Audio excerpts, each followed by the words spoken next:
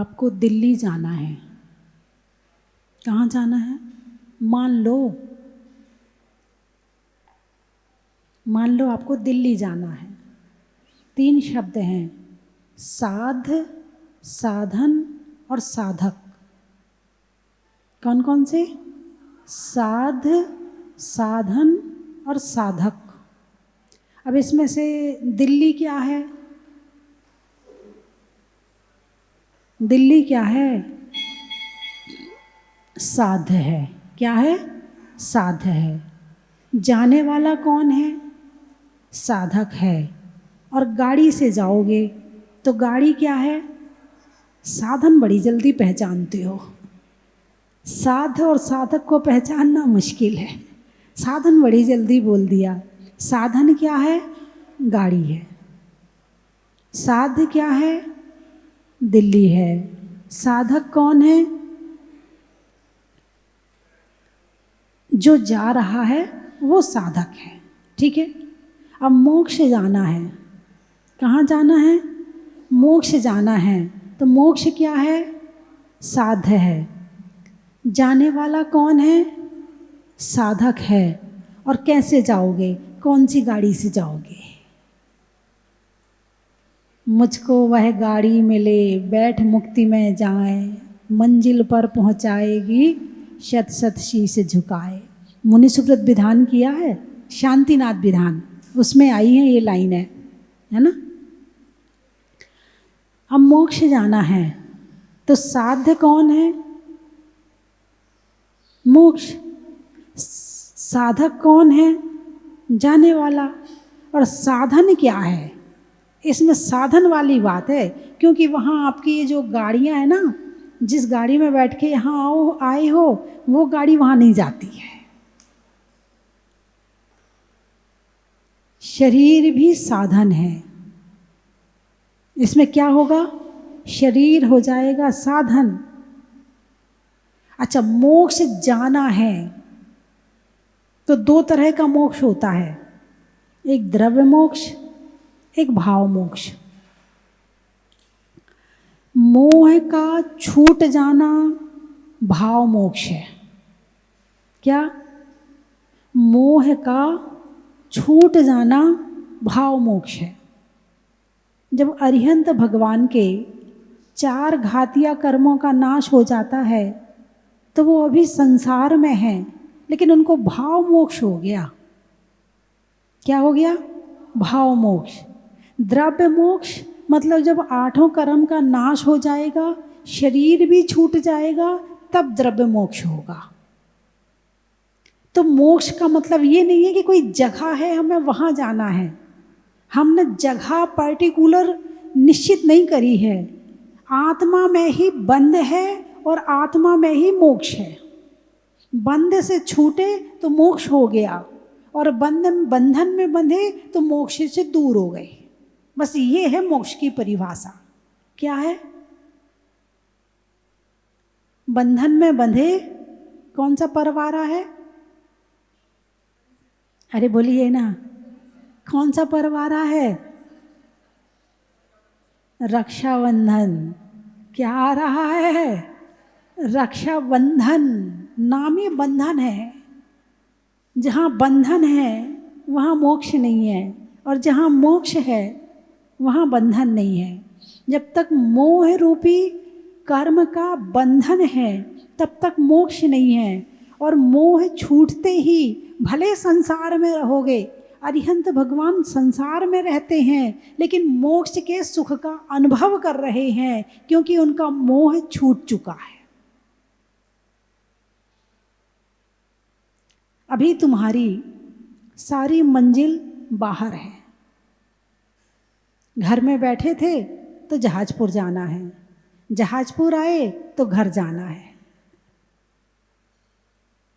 अरे बोलिए ना, घर में बैठे थे तो जहाजपुर जाना है, जहाजपुर आए तो घर जाना है, घर गए तो किसी के मरण में जाना है, मरण से लौटे तो किसी के परण में जाना है, परण से लौटे, परण यानी शादी। खैर अभी शादी का सीज़न नहीं है, आ जाएगा। मरण, परण और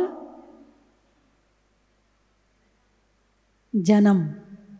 मरण, परण और जन्म, बस यही तुम्हारी मंजिल है, इससे ज़्यादा तुम्हारी मंजिल नहीं है। तो क्या मंजिल का मतलब होता है जहाँ से वापस ना आना पड़े। मंजिल का मतलब होता है पहुँचने के बाद लौटना ना पड़े, उसका नाम है मंजिल। लेकिन जिसे तुमने मंजिल बनाया है वो सारी अस्थाई मंजिल है, एक भी स्थाई नहीं है। जहाँ जाओगे लौट के आना पड़ेगा, फिर जहाँ लौट के गए हो वहाँ भी स्थाई नहीं हो, वहाँ से भी जाना पड़ेगा। आज नहीं तो कल 7 दिन के अंदर जाना ही पड़ेगा। क्या 7 दिन के अंदर जाना पड़ेगा वहाँ से आपको? हाँ या ना? सही है कि नहीं? नहीं माता जी, हम तो बहुत दिन तक रहेंगे, 7 दिन की बात क्यों करते हैं, हम तो बहुत दिन तक रहेंगे। 7 दिन, सोमवार, मंगलवार, बुधवार, गुरुवार, शुक्रवार, शनिवार और रविवार, इन 7 दिन के अंदर में आए हो और इसी 7 दिन के अंदर चले जाओगे। तो मंजिल क्या है? आए कहाँ से हो और जाना कहाँ है? कहाँ से आए हो?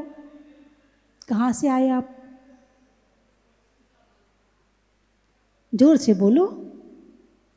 पड़ोसन ने यूं कर दिया, चुप रहे।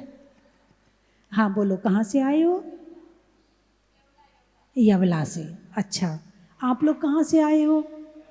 झालरापाटन से। पीछे वाले कहाँ से आए हैं? करोल बाग से। अच्छा, वो कहीं से तो आए हो, कोई गांव का नाम बता रहे हो, कहीं उस गांव से आए हो, ठीक है। और आप लोग कहाँ से आए हो? सुजानगढ़ से आए हो, बहुत बढ़िया। मैंने प्रश्न क्या किया था? हाँ मैंने कहा था, चुप रहे। मैं समझ गई थी। मैंने प्रश्न क्या किया था? आप कहाँ से आए हो? अभी तो सुजानगढ़ से आए हो या जहाँ से भी, इसके पहले कहाँ से आए हो? घर में एक सास है, बहू है, पति है, बेटा है, नाती है, पोता है, बिटिया है, जवाई है, दामाद है, सब एक जगह इकट्ठे हो गए। लेकिन इसके पहले कहाँ से आए थे? अरे बोलिए ना। नहीं पता। प्रश्न का उत्तर होगा नहीं पता। ये नहीं पता बहुत अच्छा है, और इसको पता करते भी नहीं है कभी जिंदगी में।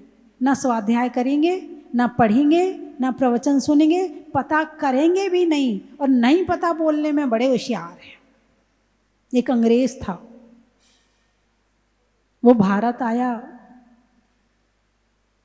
तो लाल किले में गया, तो उसने पूछा कि अंग्रेजी में पूछा, बोले ये किसने बनवाया?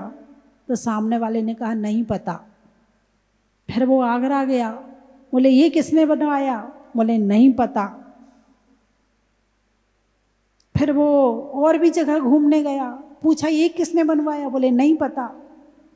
किसी की अर्थी जा रही थी, उसने पूछा ये किसकी अर्थी जा रही है? बोले नहीं पता। बोले ओ हो, कितना अच्छा आदमी था, ये नहीं पता। इसने लाल किला बनवाया, इसने ताजमहल बनवाया, इसने ये बनवाया, और ये नहीं पता आज मर गया है और अब जा रहा है। नहीं पता उसने नाम समझा, जबकि नहीं पता का मतलब मुझे नहीं मालूम, लेकिन वो समझे ये नहीं पता नाम का कोई आदमी है जो ये सारी चीज़ें बनवा रहा है, और आज ये मर गया है, अब ये मर कर के जा रहा है। ये नहीं पता शब्द बस रट लिया है। अभी स्कूल में बच्चे से कोई प्रश्न पूछें और वो कहे नहीं पता, फिर क्या होगा? अरे बोलिए ना, क्या होगा? हाँ, डांट पड़ेगी। बच्चे को माँ पढ़ा रही है और कुछ पूछे और बेटा कहे नहीं पता, तो माँ क्या करेगी? हैं? दुकान में ग्राहक आया और तुमसे पूछता है भाई साहब आपकी दुकान में ये सामान है क्या, और आपने कह दिया नहीं पता। अरे बोलिए ना, क्या दिमाग खराब है? दुकान में खड़ा, पता नहीं है तो काहे को खड़ा है? चार सुनने मिलेगी नहीं मिलेगी? हैं? घर में पूछा भोजन बना कि नहीं बना, बोले नहीं पता। हाँ, सब जगह जोड़ो ये शब्द, कहाँ कहाँ तुम इसका उपयोग करते, कहाँ इसका दुरुपयोग करते हो। वहाँ तो सब पता है, कोई कह तो दे कि तुम्हें ये नहीं पता, अरे हमें सब पता है, हम सब जानते हैं। और यहाँ देखो तो नहीं पता, घर में देखो तो सब पता, ये पता ही पता का चक्कर है सारा।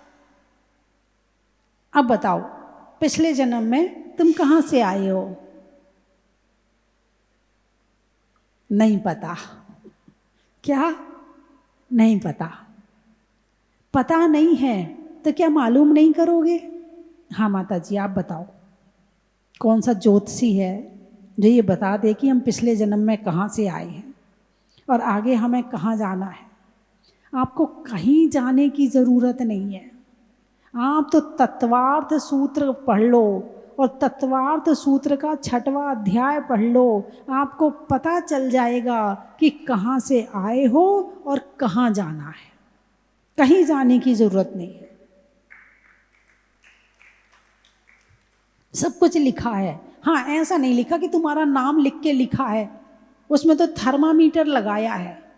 अपने ऊपर लगाकर देख लो कि तुम पिछले जन्म में कहाँ से आए थे और तुम अभी क्या कर रहे हो, तो अगले जन्म में कहाँ जाओगे बिल्कुल पता चल जाएगा। और फिर उसके बाद आप कहो मुझे नहीं पता, तो फिर भगवान की गलती नहीं है, फिर तुम्हारी गलती है, और अभी भी तुम्हारी गलती है, क्योंकि भगवान ने तो कह दिया देव पूजा, गुरु उपासना, स्वाध्याय, संयम, तप और दान, ये 6 कार्य एक जैनी को रोज करने चाहिए। और जो इन 6 कार्यों को रोज करके फिर अपने संसार की जीवनचर्या को शुरू करता है, उसका ये जीवन भी सफल होता है, ये नहीं पता भी खत्म हो जाता है, उसका जीवन भी अच्छा बनता है, घर वाले भी उससे प्रसन्न रहते हैं और सारी दुनिया उससे प्रसन्न रहती है और वो खुद भी प्रसन्न रहता है। जो इन 6 कार्यों को करके फिर अपने जीवनचर्या को शुरू करता है।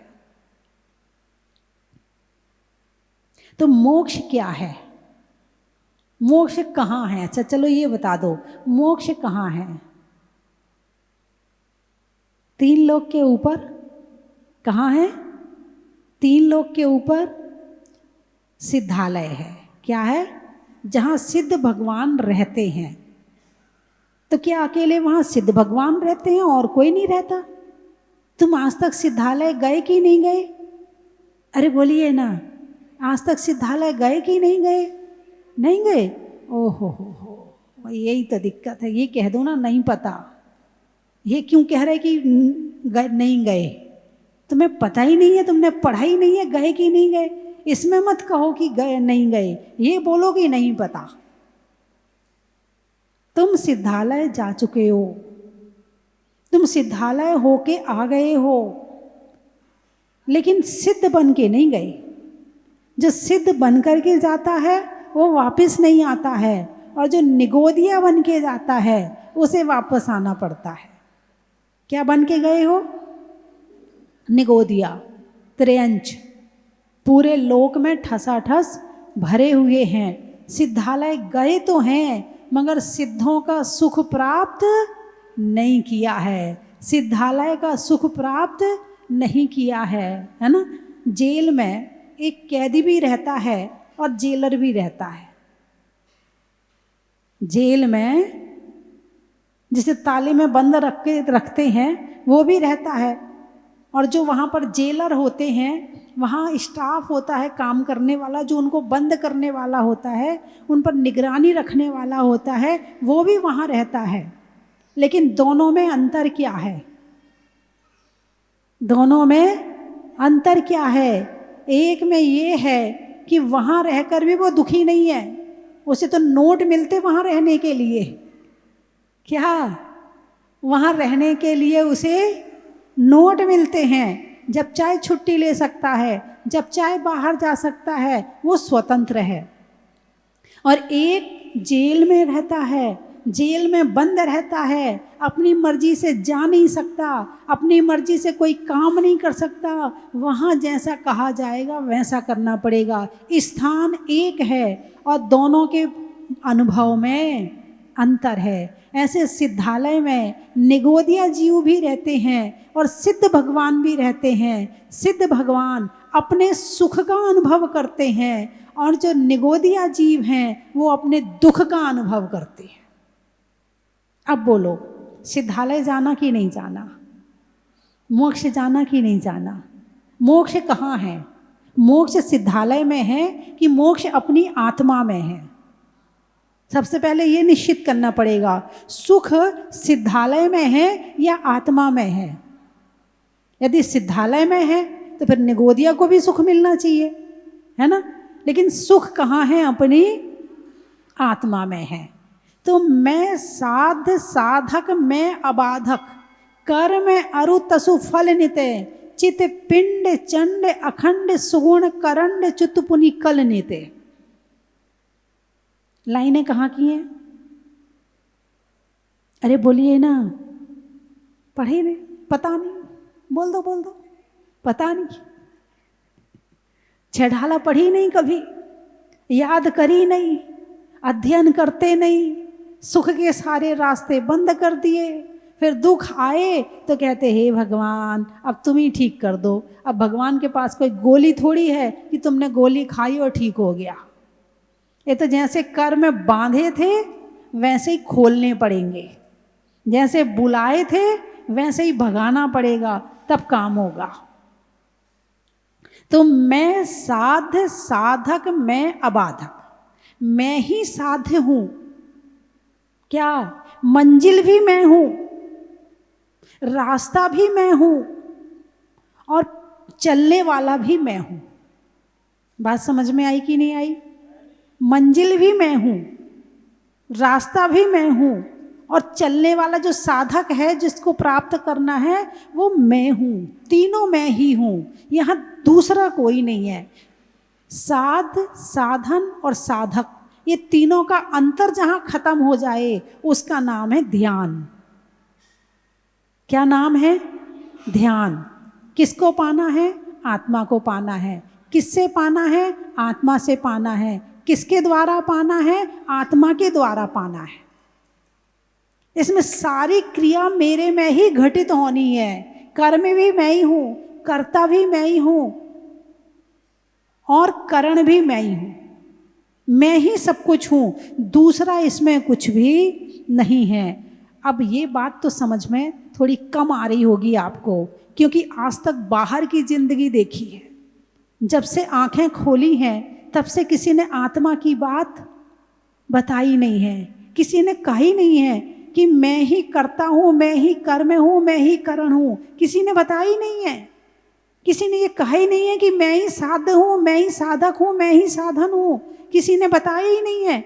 सबने बताया हाँ बेटा स्कूल तेरी मंजिल है, अच्छा रिजल्ट तेरी मंजिल है, पढ़ाई तेरी मंजिल है, IAS बनना तेरी मंजिल है, CA बनना तेरी मंजिल है, अच्छे से रहना तेरी मंजिल है, नौकरी करना तेरी मंजिल है, दुकान जाना तेरी मंजिल है। किसी ने बताया ही नहीं है कि आत्मा नाम की कोई चीज भी होती है। हे बेटा तू आत्मा है, तू इसके साथ साथ अपने आप को भी जान। आज तक किसी ने ये शिक्षा दी नहीं है, हाँ या ना।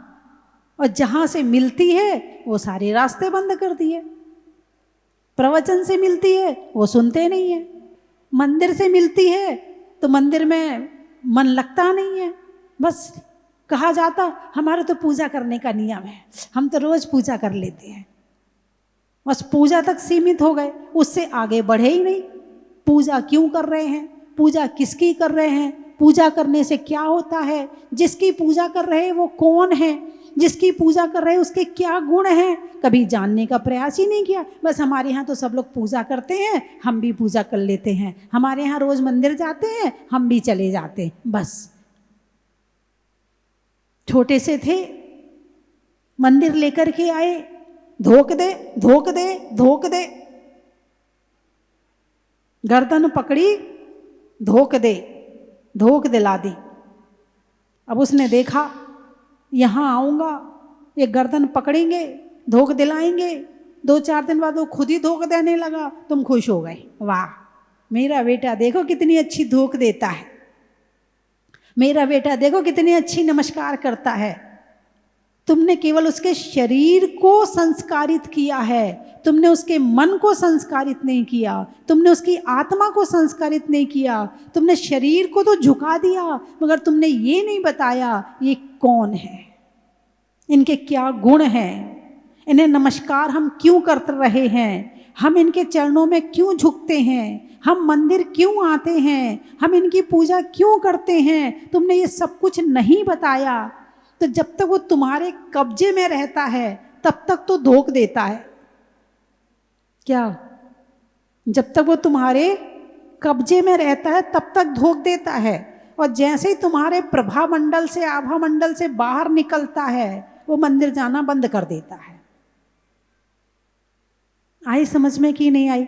मंदिर जाना बंद कर देता। अरे क्या होते हैं भगवान, क्या होता मंदिर जाने से? कुछ नहीं होता, तुम ही जाओ मंदिर, तुमने पाप किए हैं।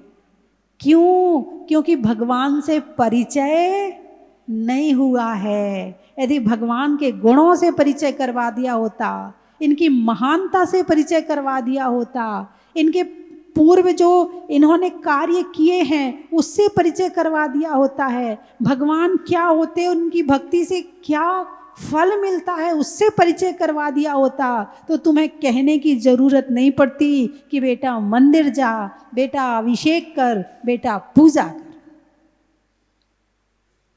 तुम्हारा बेटा कहीं आर्ट ऑफ लिविंग में जा रहा है, कहीं मेडिटेशन कैंप में जा रहा है, कहीं दुनिया में घूम रहा है, और ध्यान के खजाना मंदिर में भगवान बैठे हैं उनको नहीं जानते हैं। बात समझ में आई कि नहीं आई? हैं? तो मैं साध्य साधक, मैं अबाधक, मैं ही साध्य हूं, मैं ही साधन हूं, और मैं ही साधक हूं, शरीर नहीं। इस ओम रूम श्रूम फट क्रीटिम क्रीटिम घातय घातय पर विघ्नाय स्फोटाय स्फोटाय सहस्र खंडान कुरु कुरु पर मुद्रान छिंद छिंद पर मुद्रान बिंद बिंद छाम छा ह्रूम स्वाहा। मोक्षपुरी के गजरत का तुरत हमें दर्शन गरवा दो, शोधादम के तीरथ का कहो कहाँ हस्ताक्षरी कर दे, हमको भी स्वीकार करो। वक्त खड़े नत हाथ जोड़ कर माँ हमको स्वीकार करो। ओम ह्रीम परम पूज्य गणनिहारी का विदुषी स्वस्ति भूषण माता जी, इनके चरणारविंद में कोटि कोटि वंदन जल फलादि अर्घ्यं निर्वपामिति स्वाहा। ओ लहर लहर लहराए केसरिया झंडा, जिन मत का हो जी हेलो। अरे लहर लहर लहराए केसरिया झंडा, जिन मत का।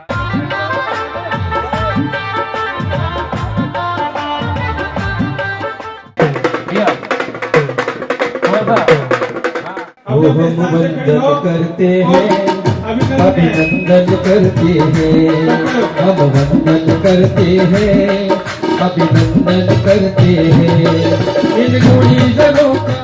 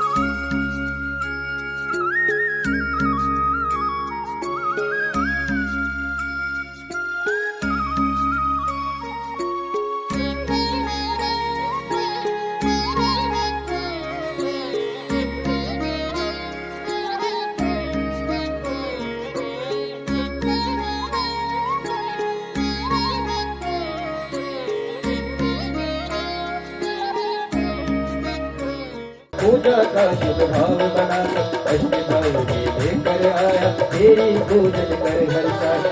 ओम ह्रीम देव अरिहंत जी सिद्ध जी अरिहंत जी सिद्ध जी आचार्य जी उपाध्याय जी सब साधु पंथ परमेष्ठिभ्यो नमः। श्री सरस्वती ही देवी 16 कारण भावना 10 धर्म रत्नत धर्म त्रिलोक स्थित कृत्रिम अकृत्रिम जिन चित्तल जिन विभ्यो नंदीश्वर दीप संबंधी जिन चैत्यलस्थ कैलाश गिरी संबेश शिखर गिरनार चंपापुरी आदि निर्माण क्षेत्र आदि अक्षय क्षेत्र चतुर्विंशति तिरंगर गणधर आदि मुनीश्वरभ्यो अत्र अवतत संभोषति आवाहनम। ओम ह्रीम समुच्च जिनेन्द्रेभ्यो संसार तापनाशनाय चंद्रम नृपामिति। ओम ह्रीम समुच्च जिनेन्द्रेभ्यो अक्षपद प्राप्त अक्षतां नृपामिति। ओम ह्रीम समुच्च जिनेन्द्रेभ्यो कामबाण पुष्पम नृपामिति। ओम ह्रीम समुच्च जिनेन्द्रेभ्यो क्षुधारूपनाशनाय नैवेद्यं नृपामिति। ओम ह्रीम समुच्च जिनेन्द्रेभ्यो मोहान्धकारनाशनाय दीपं नृपामिति।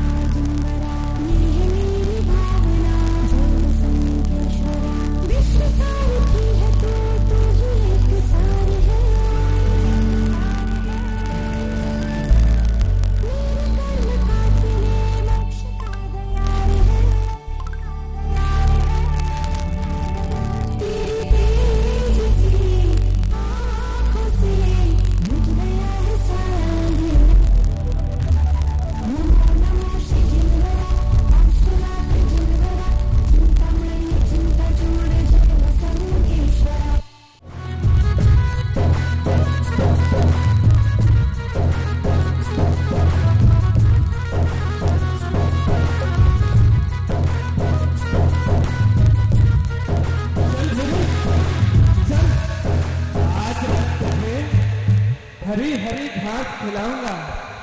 तुझे भूख लगी है क्या? लगी है? हाँ, इसे भूख लगी है। चलो आज मैं तुझे जंगल ले जाऊंगा और जंगल ले जाकर अच्छी हरी भरी घास मैं तुझे खिलाऊंगा। चल चलते हैं जंगल की ओर। तो मेरे देश की धरती सोना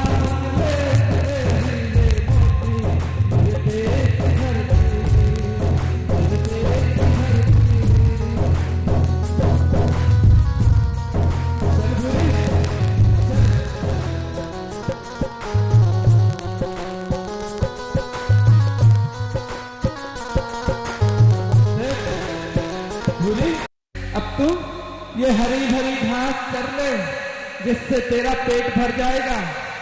ठीक है? हाँ, तो चर ले ये घास, जिससे तेरा तो पेट भर जाएगा। लेकिन मेरा बेटा बुद्धू राम ना जाने कहाँ रह गया। मुझे भी बहुत जोरों से भूख लग रही है, लेकिन ये बुद्धू ना जाने कहाँ रह गया। आता ही होगा। आज तो समय बहुत ज्यादा हो गया, लेकिन बुद्धू राम अभी तक नहीं आया। चलो बैठ जाता हूँ, थोड़ा सा आराम कर लेता हूँ जब तक बुद्धू राम आएगा। तेरा पेट भर गया ना? भर गया? अच्छे से भर गया? हाँ, तेरा तो पेट भर गया, लेकिन मेरा पेट खाली है। अभी आता ही होगा मेरा बेटा बुद्धू राम। अरे ना जाने कहाँ रह गया। मेरे पेट में तो चूहे दौड़ रहे हैं। कब तक आएगा ये बुद्धू राम? अरे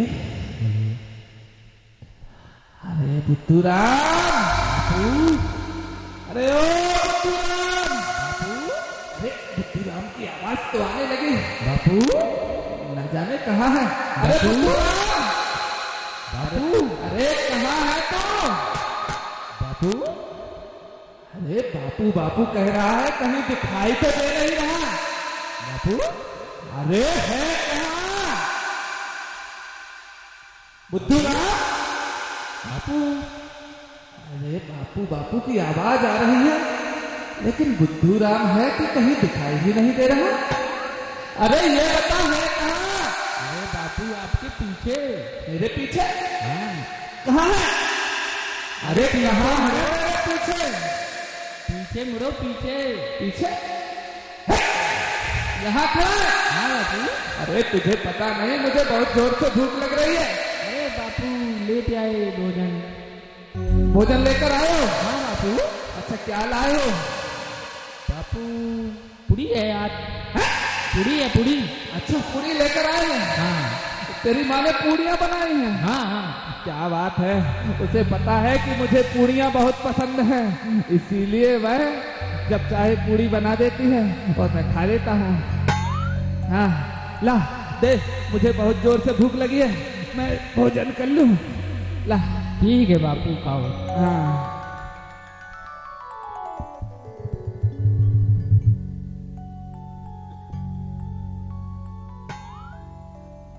तू यहाँ खड़ा खड़ा क्या कर रहा है? जा और भूरी को थोड़ा सा चारा खिला ला। बापू मुझे भूख तो लगी है। लगी है? हाँ। अरे क्या तू घर से भोजन करके नहीं आया था? नहीं, करके तो आया था, चलते चलते भूख लग आई। देखो, घर से भी भोजन करके आया और यहाँ पर भी भोजन करना है। ये नहीं कि बापू भूखे होंगे तो उनको भोजन खा लेने दो। तेरा पेट है कि टंकी? अच्छा ठीक है, तू जा, पहले भूरी को चरा ला, फिर मैं तुझे थोड़ा सा भोजन बचा दूंगा। ठीक है बापू। जा। चल भूरी, तुझे भूख लगी है? इस साइड अरे भूरी, इस तुझे साइड। मेरा भोजन नहीं खाना है, तू जंगल में जा इस साइड। और हरी भरी घास खा के आ।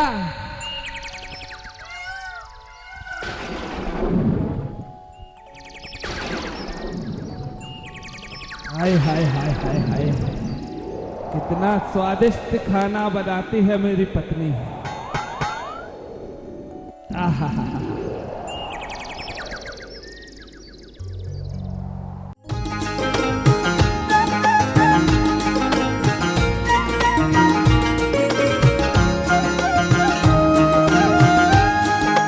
रमो अरिहन्ताणं रमो सेताणं रमो आयर्याणं रमो उपध्यायाणं रमो लोये साहुणं रमो लोये साहुणं।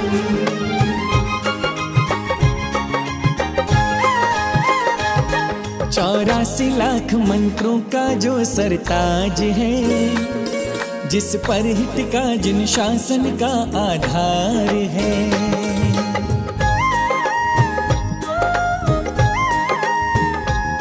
84 लाख मंत्रों का जो सरताज है, जिस पर हित का जिन शासन का आधार है। 84 लाख मंत्रों का जो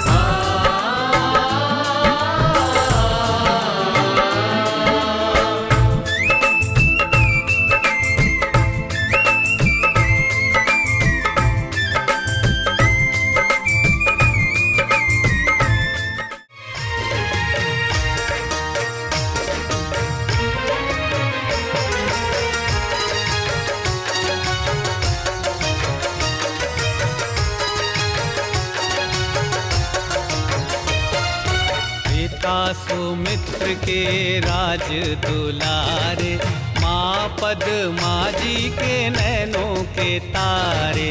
पिता सुमित्र के राज दुलारे, माँ पद्मा जी के नैनों के तारे। राजगृही में जन्म लियो आप, राजगृही में जन्म लियो आप। आओ आओ मनाए खुशी आज आरती भगवन की। आओ आओ करें गुणगान आरती भगवन की। आओ आओ करें गुण